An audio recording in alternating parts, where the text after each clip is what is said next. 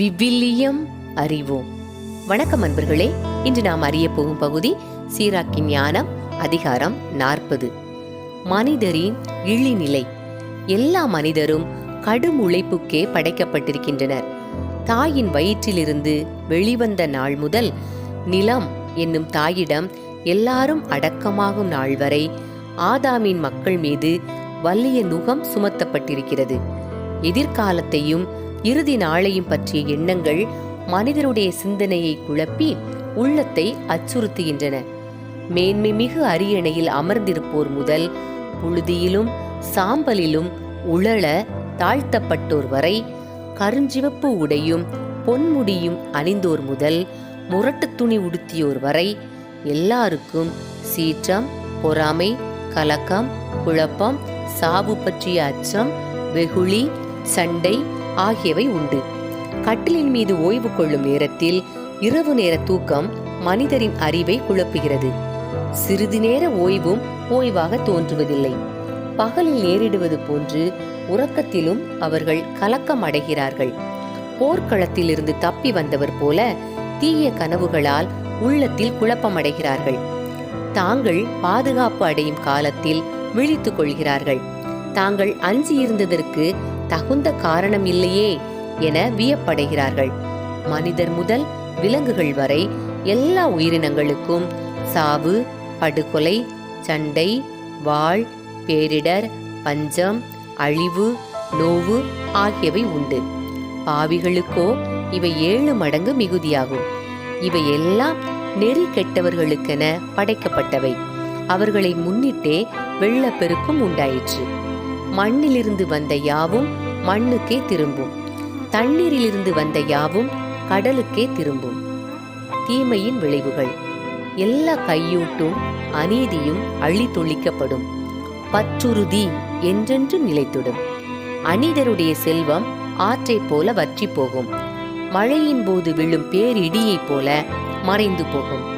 வள்ளன்மை கொண்டோர் மகிழ்ச்சி அடைவர்.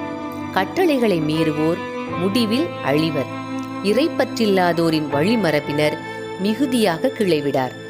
இவர்கள் பாறையின் உச்சியில் உள்ள தூய்மையற்ற வேர்கள். எல்லா நீர்நிலைகளிலும் ஆற்றங்கரைகளிலும் வளரும் நாணல் புல் வகைகளுக்கு முன்னரே பிடுங்கி எறியப்படும். இரக்கம் என்பது நலமிகு பூங்கா போன்றது. தருமம் என்றும் நிலைக்கும். வாழ்வில் கிட்டும் இன்பம். தன்னிறைவு கொண்டோர், தொழில் புரிவோர் ஆகியோருடைய வாழ்க்கை இனிமையானது. புதையலை கண்டுபிடிப்போருடைய வாழ்க்கை அவர்கள் இருவரின் வாழ்க்கையிலும் இனிமையானது. பிள்ளைகளை பெற்றெடுப்பதும் நகர்களை கட்டி எழுப்பதும் ஒருவருடைய பெயரை நிலைக்கச் செய்கின்றன. மாசற்ற மனைவி இந்த இரண்டினும் மேலாக மதிக்கப்படுவாள். திராட்சை ரசமும் இன்னிசையும் இதயத்தை மகிழ்விக்கின்றன. ஞானத்தின் மேல் கொண்ட அன்பு இவ்விரண்டினும் மேலானது. குழலும் யாழும் இன்னிசை எழுப்புகின்றன. இனிய சொல் இவ்விரண்டினும் சிறந்தது. வனப்பையும் அழகையும் கண் நாடுகிறது. விளைநிலத்தின் பசுமை இவ்விரண்டினும் உயர்ந்தது. நண்பரும் தோழரும் எப்போதும் சந்திக்கத்தக்கவர்கள். தன் கணவருடன் வாழும் மனைவி இவ்விருவரினும் மேலானவள். உடன் பிறந்தோரும் உதவி செய்வோரும் துன்பத்திலிருந்து விடுவிப்பர். தருமம் செய்தல் இவ்விருவரினும் சிறந்தது. பொன்னும் வெள்ளியும் கால்களுக்கு உறுதி தரும். அறிவுரை இவ்விரண்டினும் மேலாக மதிக்கப்பெறும். செல்வமும் வலிமையும் உள்ளத்தை உயர்த்துகின்றன. ஆண்டவரிடம் கொள்ளும் அச்சம் இவ்விரண்டினும் மேலானது. ஆண்டவரிடம் கொள்ளும் அச்சத்தில் எக்குறையும் இல்லை. அதை கொண்டிருக்கும் போது உதவி தேட தேவையில்லை. ஆண்டவரிடம் கொள்ளும் அச்சம் நலமிகு பூங்கா போன்றது. அது எல்லாம் ஆட்சியை விட பாதுகாப்பு அளிக்கிறது. பிச்சை எடுத்தல். குழந்தாய், பிச்சை எடுத்து வாழாதே. பிச்சை எடுப்பதினும் சாவதே மேல். பிறரிடமிருந்து உணவை எதிர்பார்க்கிற மனிதரின் வாழ்க்கையை வாழ்க்கை என சொல்ல முடியாது. பிறருடைய உணவால் ஒருவர் தம் வாழ்வை மாசுபடுத்துகிறார். அறிவாற்றல் படைத்தோரும் நற்பயிற்சி பெற்றோரும் இதிலிருந்து தங்களை பாதுகாத்துக் கொள்வர். பிச்சை எடுத்தல் வெட்கம் இல்லாதவரின் வாயில் இனிக்கும். ஆனால் அது வயிற்றில் நெருப்பாய் பற்றி எரியும்.